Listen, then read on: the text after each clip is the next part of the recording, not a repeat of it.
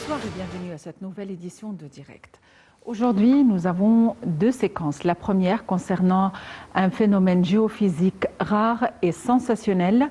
La deuxième partie va porter sur le développement industriel en Égypte, l'industrialisation en Égypte, nos investissements et nos rapports industriels avec les pays arabes, les pays africains, notre étendue, notre horizon industriel.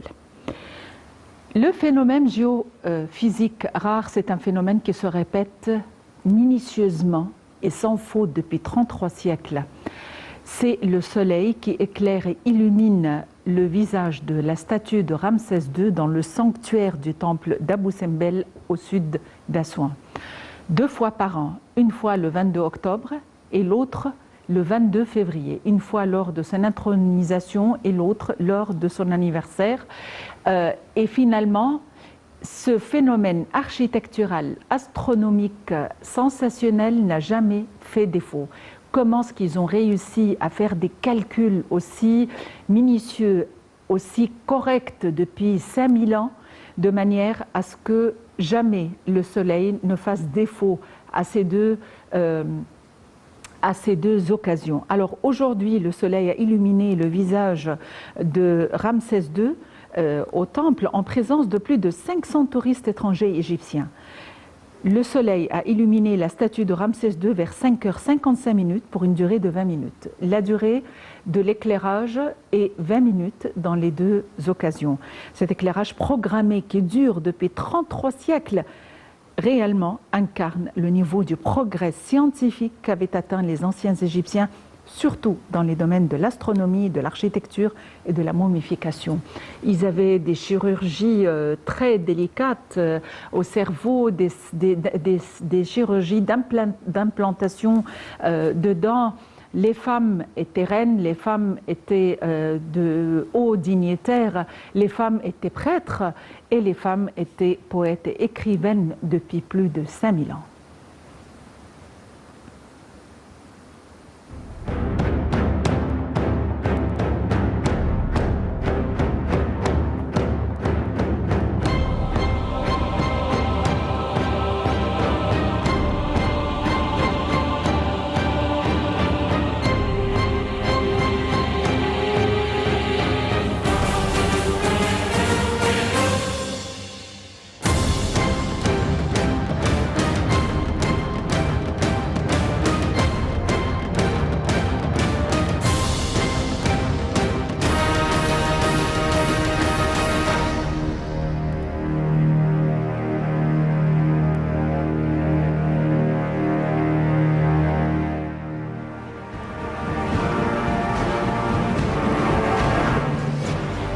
Et pour nous donner plus d'informations et d'éclaircissements, nous avons le plaisir d'avoir en ligne Madame Manal Mourad, guide touristique. Madame Manal Mourad, bonsoir et bienvenue avec nous.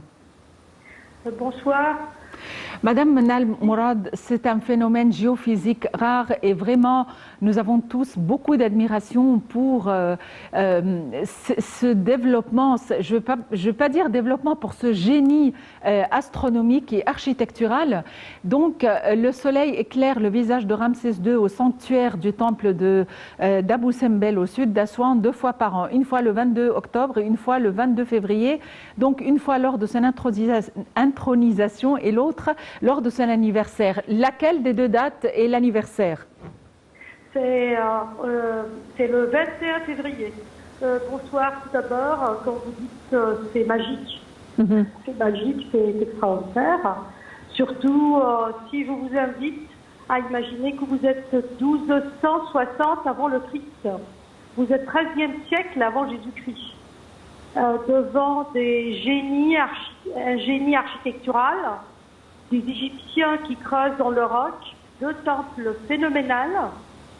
En même temps, les astronomes n'ont pas cessé d'avancer à étudier le cosmos, à étudier aussi des phénomènes, comme vous dites, physio-géométriques, et pouvoir aligner le grand temple, celui de Sa Majesté, le pharaon Ramsès II, d'une certaine manière, d'éclairer le Saint des Saints, le sanctuaire, d'une façon aussi incroyable. Je ne sais pas si vous m'entendez bien. Oui, oui. Mais en plus, il y a 4 statues rente-bosse qui sont sculptées dans le roc, dans le Saint des Saints. De droite à gauche, le roi Raherarti, le dieu Horus le Grand, Ramsès II divinisé, le dieu Amon-Ra, soi-disant son père divin, et ensuite le dieu Ptah, le dieu de l'obscurité. Et figurez-vous, le 21 octobre et le 21 février, toutes les années avant la construction du haut barrage d'Aswan et ce besoin de sauver le temple, etc., et on va en parler, qu'est-ce qui se passe? La lumière éclaire le beau visage de Raherarti, Horus le Grand, le magnifique visage du roi divinisé, Amon-Ra, sans toucher d'une goutte de lumière, le visage de Dieu de l'obscurité. C'est pas un génie simple, c'est un génie double. À la fois un calcul sur l'axe principal du temple et à la fois un calcul précis. Madame, figurez-vous, jusqu'aux années 57, jusqu'aux années 60, jusqu'aux années 73, tous les ingénieurs du XXe siècle se sont trouvés devant un obstacle grave. On n'a pas encore connu la photogrammétrie, on n'a pas encore connu un calcul à 1 millimètre près, et pour sauver le temple, c'était quand même un obstacle. Comment voulez-vous que ce phénomène se répète en soulevant le temple pendant les travaux pour le sauver des eaux du Nil, pendant la construction du haut barrage? Et qu'est-ce qu'ils ont fait? Comment est-ce qu'ils ont fait? Ils ont calculé comme ils peuvent, à 1 centimètre près. Et le fait qu'ils ont fait reculer le temple et le soulever 60 mètres plus haut et le reculer 200 mètres en arrière, ça fait un recul de 24 heures.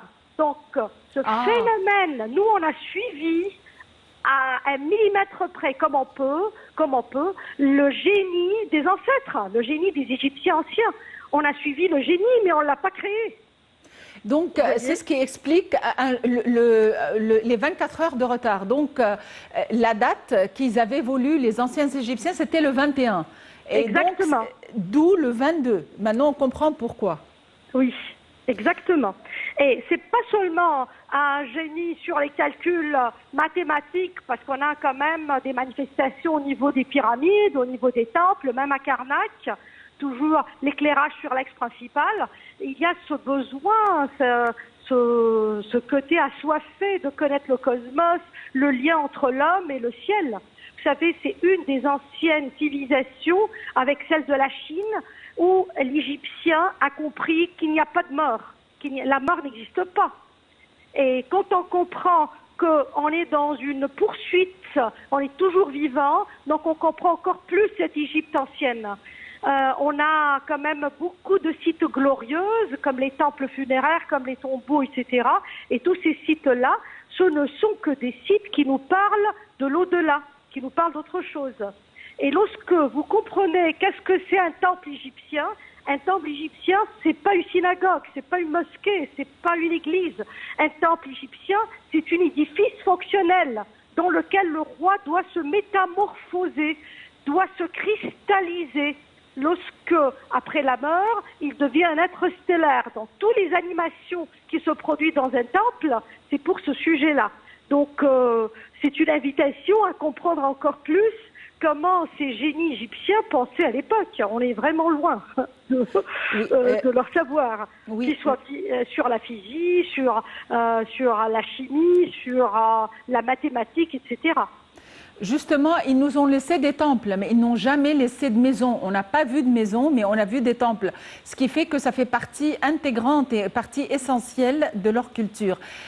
Madame Manal Mourad, vous, en tant qu'expert en tourisme et guide touristique, vous avez beaucoup lu et étudié concernant sa civilisation. Mais qu'est-ce que ces gens avaient de particulier? Comment ça se fait qu'ils étaient aussi avancés que ça? D'où vient leur génie? Ce génie vient tout d'abord d'un besoin.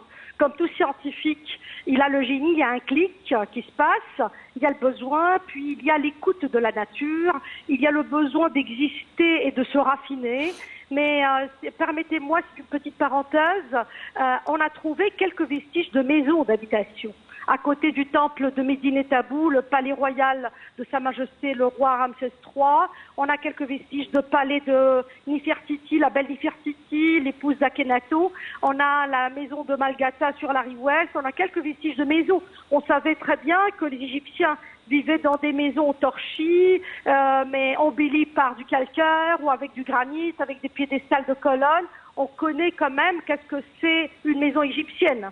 Mais il faut savoir que les Égyptiens étaient dans ce besoin de connaître le cosmos, n'étaient pas satisfaits, ils n'ont jamais accepté que cette vie a la limite, qu'on vit comme ça comme des n'importe quoi et puis c'est fini, le rien n'existe pas.